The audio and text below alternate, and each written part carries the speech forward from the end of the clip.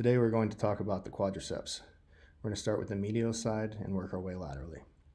Starting first with the vastus medialis. The vastus medialis is responsible for knee extension.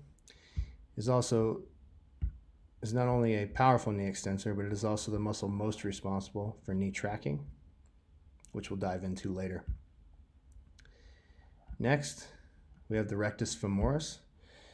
The rectus femoris is responsible for both hip flexion and knee extension. However, it is a weak knee extensor when the hip is in flexion, and it is a weak hip flexor when the knee is in extension.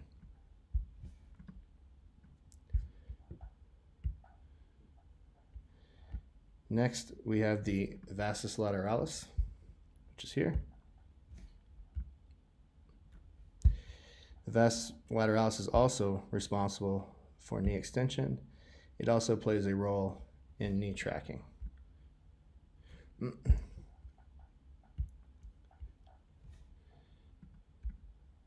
Last, below the rectus femoris,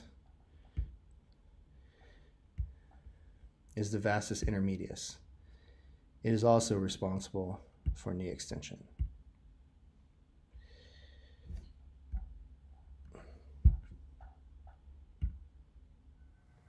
So starting with the VMO, also known as the most neglected muscle in powerlifting. When it comes to the VMO, why is training the VMO important? Well, as I said earlier, the VMO is the muscle most responsible for knee tracking. So Mike goes ahead and unracks this. The highest VMO activation will happen in a front squat with the feet 10 centimeters or roughly 4 inches apart. When he squats down, he's going to focus on pushing his knees forward and going all the way down to the bottom until his hamstrings hit his calves.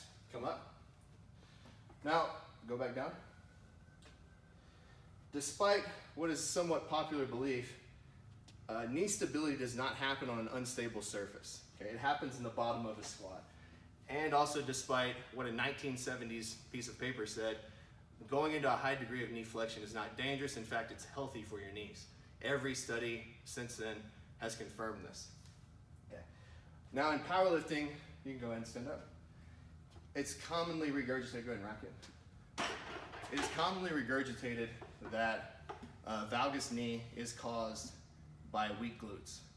I personally have never seen this. When talking to Charles about this a few years ago, he had seen it twice in 40 years. Okay? Most of the time, and in fact in every case with me, I have only seen valgus knee created by weak VMOs.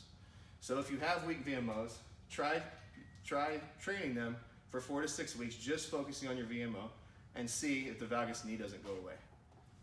So moving laterally from the VMO to the vastus intermedius. The vastus intermedius is that muscle below the rectus femoris, only responsible for knee extension. It is active in every type of knee extension. So in a squat, when you're emphasizing the VMO, you'll likely target more of the lower fibers of the vastus intermedius. As you move into the squat we're about to do, you'll likely move into the upper fibers of the vastus intermedius. So if we want to train the vastus, put emphasis on the vastus lateralis, Mike will take a wider stance with his toes turned out slightly. Now he's still going to push his knees forward until his hamstrings make contact with his calves. Then he's going to come up. One more, knees forward and back up. Go ahead and rack it. Now if your goal is to build your legs through squatting, then you have to look at how you were built. If you are built for squatting, i.e. you have short legs and a long torso, any type of squatting will build your quads. However, if you're built like Mike, who has long legs and a short torso, then you need to spend most of your time in a front squat. Moving on to the rectus femoris. Remember, that was the muscle we talked about that crosses both the hip and the knee joint. Therefore, in order to train the knee extension side of the rectus femoris, the hip has to be locked into extension. So we do that with a standing leg extension. Go ahead, extend. You notice his hip is not moving. All the action is happening down here at the knee, right? So in a squat, because of the length of the fibers, the rectus femoris, go ahead and do another one. The rectus femoris, because it is lengthened or shortened at the hip, it's not as active in a squat. So now, if we want to train the hip flexor side of the rectus femoris, we do that with a hanging knee raise. Mike is going to start with his knees back, right, because this lengthens the rectus femoris, and then he'll just curl until parallel. Back down, and back up. And that's how you target the rectus femoris. Thanks for watching.